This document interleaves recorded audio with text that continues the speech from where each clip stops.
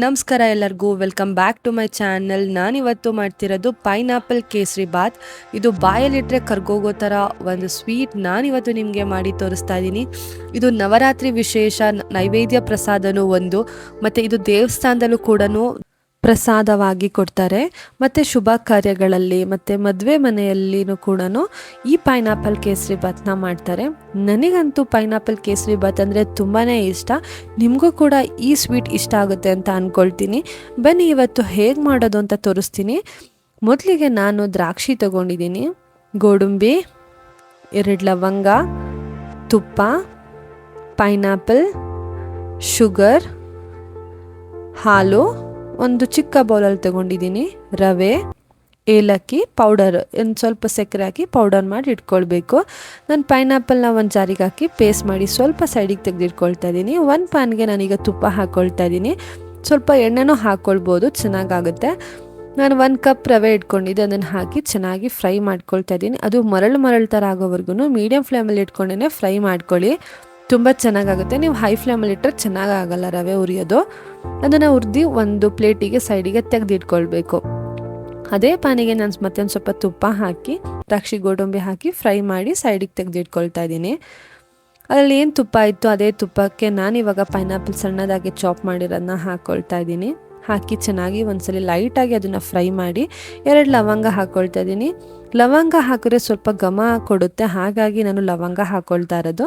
ನಾನು ಏನು ರವೆ ಹುರಿದಿದ್ದೆ ಅದನ್ನು ಹಾಕಿ ಎಲ್ಲ ಮಿಕ್ಸ್ ಮಾಡಿ ದ್ರಾಕ್ಷಿ ಗೋಡಂಬಿ, ಪೈನಾಪಲ್ ಪೇಸ್ಟ್, ಶುಗರ್ನ ಹಾಕ್ಕೊಳ್ತಾ ಇದ್ದೀನಿ. ಶುಗರ್ ನೋಡ್ಕೊಂಡು ಹಾಕ್ಕೊಳ್ಳಿ. ಶುಗರ್ ನಿಮಗೆ ಸ್ವಲ್ಪ ಕಮ್ಮಿ ಬೇಕು ಅಂದರೆ ಸ್ವಲ್ಪ ಕಮ್ಮಿ ಹಾಕ್ಕೊಳ್ಳಿ, ನೋಡ್ಕೊಂಡು ಶುಗರ್ನ ಹಾಕ್ಕೊಳ್ಳಿ. ಒಂದು ಚಿಕ್ಕ ಬೌಲಷ್ಟು ನಾನು ಒಂದು ಸ್ವಲ್ಪ ಮಿಲ್ಕ್ ಹಾಕ್ಕೊಳ್ತಾ ಇದ್ದೀನಿ. ಹಾಲು ಹಾಕಿದ್ರೆ ತುಂಬ ಚೆನ್ನಾಗಾಗುತ್ತೆ, ಟೇಸ್ಟಾಗಿರುತ್ತೆ ಅಂತ. ಎಲ್ಲನೂ ಒಂದ್ಸಲಿ ಚೆನ್ನಾಗಿ ಮಿಕ್ಸ್ ಮಾಡಿ ನಾನು ನೀರು ಹಾಕ್ಕೊಳ್ತಾ ಇದ್ದೀನಿ. ನೀರು ಬೇಕಾದ್ರೆ ನೀವು ಕುದಿಸ್ಕೊಂಡು ಕೂಡ ಹಾಕ್ಬೋದು, ಚೆನ್ನಾಗಾಗುತ್ತೆ. ನಾನು ಹಾಗೆ ತಣ್ಣೀರು ಡೈರೆಕ್ಟಾಗಿಯೇ ಹಾಕಿದ್ದೀನಿ, ಏನು ಪ್ರಾಬ್ಲಮ್ ಇಲ್ಲ. ಒಂದ್ಸಲಿ ಚೆನ್ನಾಗಿ ಮಿಕ್ಸ್ ಮಾಡ್ಕೊಳ್ಳಿ ಸಾಕು. ನೋಡಿ ಈಗೆಲ್ಲ ಚೆನ್ನಾಗಿ ಮಿಕ್ಸ್ ಆದಮೇಲೆ ನಾನು ಪೈನಾಪಲ್ ಎಸೆನ್ಸ್ನ ಹಾಕ್ಕೊಳ್ತಾ ಇದ್ದೀನಿ. ನೀವು ಬೇಕಾದ್ರೆ ಕೇಸರಿ ಕೂಡ ಹಾಕ್ಕೊಳ್ಬೋದು. ಒಂದು ಸ್ವಲ್ಪ ಕೇಸರಿನ ಹಾಲಿಗೆ ನೆನೆ ಹಾಕ್ಬಿಟ್ಟು ಹಾಕಿದ್ರೆ ಕೇಸರಿ ಬಾತ್ಗೆ ಅದು ಕೂಡ ತುಂಬ ಚೆನ್ನಾಗಾಗುತ್ತೆ. ನಾನು ಮತ್ತೆ ಏನು ಬೌಲಲ್ಲಿ ಸ್ವಲ್ಪ ತುಪ್ಪ ಇತ್ತು ಆ ತುಪ್ಪನೂ ಕೂಡ ಹಾಕ್ಕೊಂಡೆ. ಹಾಕಿ ಚೆನ್ನಾಗಿ ಎಲ್ಲ ಮಿಕ್ಸ್ ಮಾಡಿ ಒಂದು 20 ಮಿನಿಟ್ಸ್ ನಾನು ಲಿಡ್ನ ಕ್ಲೋಸ್ ಮಾಡಿಡ್ತಾ ಇದ್ದೀನಿ. ನೀವು ಚಿರೋಟಿ ರವೆನೇ ಯೂಸ್ ಮಾಡಿ, ದಪ್ಪ ರವೆ ಎಲ್ಲ ಯೂಸ್ ಮಾಡಿದ್ರೆ ತುಂಬ ಚೆನ್ನಾಗಾಗಲ್ಲ. ಚಿರೋಟಿ ರವೆನ ಯೂಸ್ ಮಾಡಿದ್ರೆ ತುಂಬ ಸಾಫ್ಟಾಗಿ ಮತ್ತು ಬಾಯಲ್ಲಿಟ್ಟರೆ ಕರ್ಗೋಗೋ ಥರ ಇರುತ್ತೆ, ಅಂಟು ಕೂಡ ಆಗಲ್ಲ. ಚಿರೋಟಿ ರವೆನ ಚೆನ್ನಾಗಿ ಹುರಿಬೇಕು ಅಷ್ಟೇ ಮೀಡಿಯಮ್ ಫ್ಲೇಮಲ್ಲಿ. ನೋಡಿ ಇವಾಗ ಆಯಿಲೆಲ್ಲ ಚೆನ್ನಾಗಿ ಬಿಟ್ಕೊಂಡಿದ್ದು ಒಂದು ಬೌಲಿಗೆ ಸರ್ವ್ ಮಾಡಿಕೊಂಡ್ರೆ ಇಷ್ಟೇ ಸಿಂಪಲ್ ಆದ ಪೈನಾಪಲ್ ಕೇಸರಿ ಬಾತ್ ರೆಡಿ. ಈ ಕೇಸರಿ ಬಾತ್ ಮಾಡೋದು ತುಂಬಾ ಈಸಿ ಆ್ಯಂಡ್ ತುಂಬ ಕ್ವಿಕ್ಕಾಗಿ ಮನೇಲಿ ಮಾಡ್ಕೊಳ್ಬೋದು. ಮಕ್ಕಳಿಗಂತೂ ತುಂಬ ಇಷ್ಟ ಆಗುತ್ತೆ, ನನ್ನ ಮಗನಿಗೆ ತುಂಬ ಇಷ್ಟ.